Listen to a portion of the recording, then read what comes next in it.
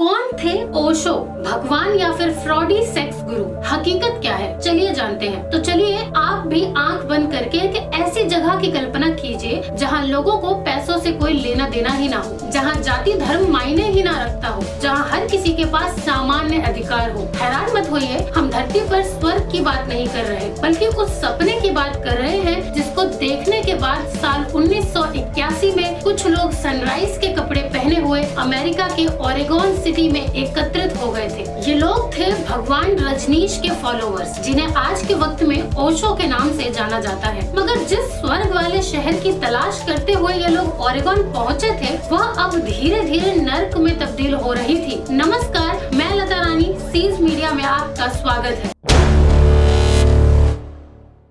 1984 में Vasco County में हुए mass poisoning, marriage, voter fraud, sexual violence के तले दबी हुई है एक ऐसी कहानी जिसके कई पहलू डार्क सीक्रेट के तौर पर छिपाए गए हैं। ये कहानी है लाल कपड़ों के पीछे छिपे दरिंदे सन्यासियों के शहर रजनीशपुरम की। Bombay was the flirting, Poona was the foreplay and then was the action. ये शब्द थे माँ आनंद शीला के, जिन्होंने अपने असली नाम शीला अंबालाल पटेल को ठुकरा दिया था। वो अब ओशो यानी कि रजनीश की स्पोक्स पर्सन बन चुकी थी। ये शब्द उन्होंने अपने मुंबई से पूना, फिर पूना से अमेरिका तक के सफर को डिस्क्राइब करने के लिए किया था। इन्हें ओशो के हर किए धरे का साथी माना जाता है। Who was Osho and what is Rajneesh हम? मध्य प्रदेश के बरेली में पैदा हुए चंद्र मोहन जैन बचपन से ही काफी ज्यादा ब्राइट और वाइज थे। 1960 से 1968 के दौरान इन्होंने कई इंस्टीट्यूट्स में फिलॉसफी भी पढ़ाई। वो दूसरे धर्मों के खिलाफ अलग सोच रखते थे, इसीलिए पब्लिक में उन्होंने अपनी पहचान जल्द ही बना ली थी। दूसरे धर्मों के बारे में दिए गए कुछ स्टेटमेंट्स की वजह से उन्हें काफी ज्यादा क्रिटिसाइज भी किया जाने लगा था। मगर उनके बोलने और रहन सहन की शैली को देखकर उन्हें पसंद करने वालों की संख्या ज्यादा होने लगी थी। यानी उन्हें नेगेटिव और पॉजिटिव दोनों ही टीआरपी मिल रही थी। उनसे बहुत ज्यादा लोग इन्फ्लुएंस हो रहे थे। उनके प्रभाव का असर ये रहा कि साल 1970 आते आते उन्होंने अपने चेलों की एक टीम भी बना डाली थी, लक्ष्मी कुर्बा, जिन्हें माँ लक्ष्मी कुर्बा भी बोला जाता है। वो अब उनकी पर्सनल सेक्रेटरी बन चुकी थी। रजनीश उर्फ ओशो को उस वक्त आचार्य रजनीश के नाम से जाना जाता था। तभी शीला की मुलाकात हुई अपने टीचर यानी आचार्य रजनीश से। 16 साल की शीला अपने पिता के साथ मुंबई आई थी, खास रजनीश से मिलने। पहली मुलाकात में वो रजनीश से इतनी प्रभावित हो गई कि उन्होंने खुद को रजनीश को समर्पित कर दिया। शीला ने ओशो के साथ अपनी पहली मुलाकात को कुछ इन शब्दों में बयान किया था, and I felt like if life ends now I have nothing to lose. इसके बाद वो 18 साल की उम्र में पढ़ाई के लिए अमेरिका चली गई। शीला ने अमेरिका में ही मार्क सिल्वरमैन नामक एक आदमी से शादी करी। शादी के बाद वो अपने पति के साथ वापस इंडिया में ही रजनीश से मिलने पहुंची। अब शीला और उसके पति दोनों ही रजनीश के चेले बन चुके थे। जिसको भी रजनीश का चेला बनना होता था, उन्हें अपने नाम बदलने पड़ते थे, ताकि ऐसा लगे कि उन्होंने अपनी पुरानी जिंदगी को पीछे छोड़ दिया है और अब वह नई शुरुआत करने के लिए तैयार है। यही वजह है कि शीला अंबालाल ने अपना नाम बदलकर माँ आनंद शीला रख लिया। ये वो नाम था जो सिर्फ भारत में ही नहीं बल्कि पूरे यूनाइटेड स्टेट में हड़कंप मचाने वाला था। वक्त के साथ रजनीश का प्रभाव अब इतना ज्यादा बढ़ने लगा था कि दुनिया भर से लोग उन्हें विजिट करने आ रहे थे। मुंबई के एक फ्लैट में रोजाना हजारों की भीड़ को संभाल पाना रजनीश के लिए मुश्किल हो रहा था। जिसके बाद उन्होंने फैसला लिया कि वो पुणे के कोड़ेगांव स्थित एक आश्रम में अपना बसेरा डालेंगे। ऑन एवरेज रजनीश से मिलने अब साल में कम से कम 30,000 विदेशी आ रहे थे। अपने करियर, पैसे, भाई, बीवी, माँ सभी को छोड़ अब लोग रजनीश के पास आ रहे थे। यहाँ पर हर तरह के लोग आ रहे थे, जिनमें पॉलिटिशियन, सेलिब्रिटीज, डॉक्टर्स, लॉयर्स सभी इंक्लूडेड थे। रजनीश का आश्रम अमीरों से भरा हुआ था। पुणे के इस आश्रम में रहने वाले रजनीश के सभी चेलों के लिए एक तय रूटीन बना हुआ था। सभी उसी को फॉलो किया करते थे। यूजुअली जब हम मेडिटेशन करते हैं तो अपनी आँख को बंद करते हैं और गहरी सांस लेते हैं, लेकिन रजनीश के आश्रम में चेलों को कहा गया था कि मेडिटेशन के दौरान कूदिए, चिल्लाइए, आवाजें निकालिए। रजनीश के हिसाब से जब एक इंसान के अंदर की सारी आवाजें बाहर आ जाती है तभी वो अपने अंदर के डीपेस्ट इमोशन को समझ पाता है। इस तरह की मेडिटेशन को आज डायनामिक मेडिटेशन भी कहा जाता है। कुछ दिनों बाद रजनीश के आश्रम में थेरेपी सेशन भी होने लगे। आश्रम की कमाई का बहुत बड़ा हिस्सा इसी से आता था। शीला जो अपने हस्बैंड के साथ यहाँ आई थी वो रजनीश की एक भरोसेमंद बन चुकी थी। इसी वजह से रजनीश ने आश्रम की सारी जिम्मेदारियाँ शीला के हाथों में सौंप दी थी।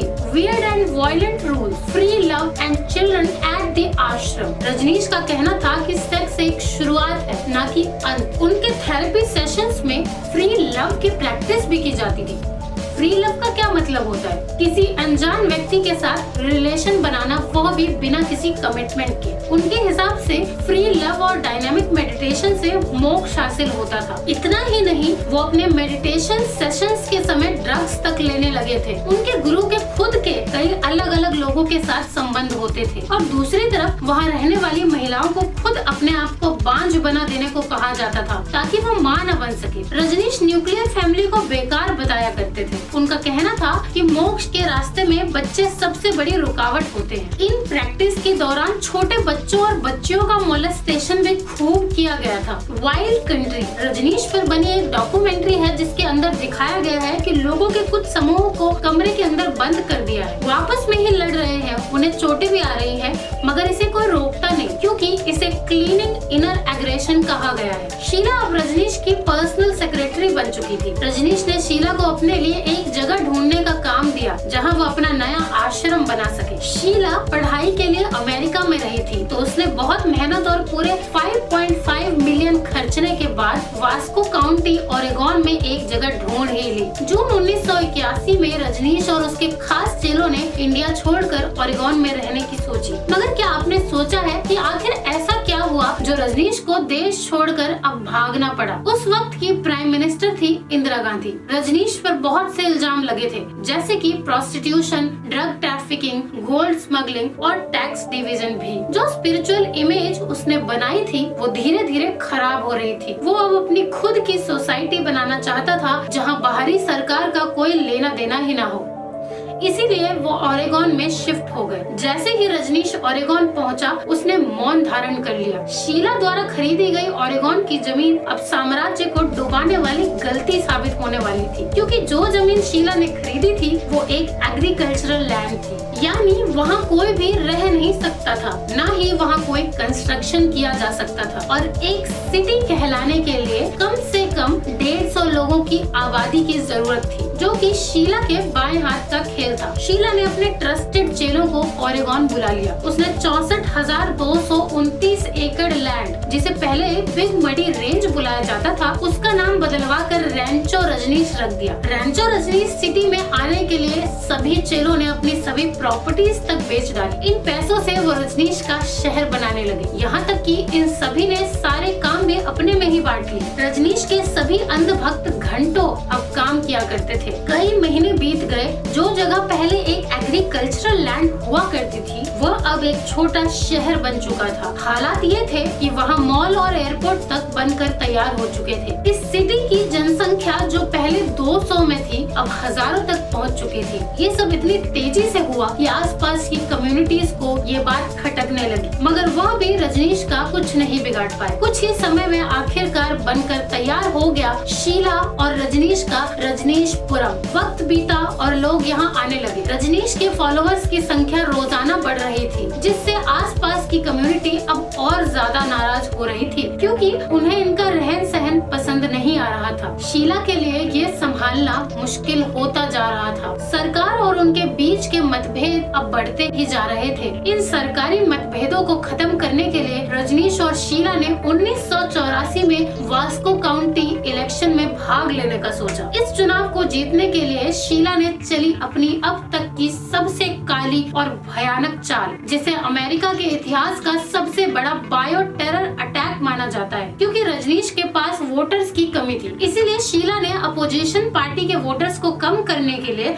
आसपास के जितने भी रेस्टोरेंट थे सभी के खाने पीने और ड्रिंक्स को सैल्मोनेला एंटेरिका से कंटामिनेट करवा दिया, जिससे 750 लोगों की जान खतरे में पड़ गई। हालांकि किसी की भी मौत नहीं हुई। Centres of diseases control and prevention को पूरे 1 साल बाद यह पता लगा कि इन सभी के पीछे शीला का हाथ था। साल 1985 में शीला और उसके कुछ साथियों ने रजनीश का शहर छोड़ दिया, जिसके 1 साल बाद रजनीश ने शीला के खिलाफ आवाज उठाई। उन्होंने हर चीज का इल्जाम शीला पर लगा दिया। इसके बाद एक बड़ी इंक्वायरी बैठी। पूरे 50 ट्रक रिकवर किए गए, जिसमें बायोकेमिकल्स भरे हुए थे। लोगों को जहर देने के लिए इन्वेस्टिगेशन करने के बाद रजनीश को गिरफ्तार कर लिया गया। शीला उस वक्त जर्मनी में थी। उसे वहाँ से पकड़कर ले आया गया था, जिसके बाद शीला को 29 महीने जेल में गुजारने पड़े। जेल से निकलते ही वो स्विट्जरलैंड चली गई और वहीं सेटल हो गई। तो दूसरी ओर रजनीश वापस भारत चले आए, वो भी एक नए नाम के साथ, ओशो। 13 देशों ने तो रजनीश को बैन कर दिया, मगर जब वो 1987 में मुंबई से पुणे आए तो उनके पुराने भक्तों ने उन्हें फिर से स्वीकार कर लिया। 1990 को उन्होंने अपनी आखिरी सांस ली और मरते मरते बोले कि याद रखो कि तुम सब बुद्धा हो। जैसे जैसे वक्त बीतता गया, लोगों ने रजनीशपुरम के किए गंदे कामों को भुला दिया है। आज रजनीश, जिन्हें अब ओशो के नाम से जाना जाता है, उनकी फिलॉसफी पूरे विश्व में अपनाई जा रही है। ओशो के साथ वक्त बिताने वालों का मत मिला जुला सा है। कुछ उन्हें महान ज्ञानी बताते हैं तो कुछ उन्हें फ्रॉड बताते हैं। ओशो की फिलॉसफी आज भी पुणे के एक आश्रम में फॉलो की जा रही है, तो वहीं उनके काले कारनामों को भुला दिया गया है। हमारी इस वीडियो पर आपकी क्या राय है, हमें कमेंट करके जरूर बताएं। साथ ही और वीडियोस देखने के लिए हमें सब्सक्राइब करना ना भूलें। जल्दी फिर मुलाकात होगी एक नई वीडियो के साथ। धन्यवाद।